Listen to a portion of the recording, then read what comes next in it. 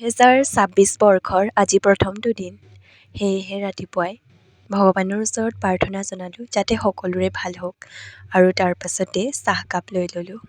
চাহৰ লগত আজি মিঠা বস্তু বেছিকৈ লৈছোঁ, জেলেপি লৈছোঁ আৰু লগতে মিঠাই এটাও লৈ লৈছোঁ।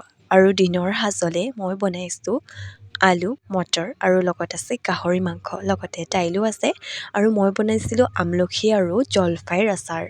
আচাৰকেইটা খাবলৈ খুবেই টেষ্টি হৈছে। সোৱাদটো বহুত বেছি আহিছে। দাদাই কৈছে তই বোলে আচাৰৰে বিজনেছ কৰ।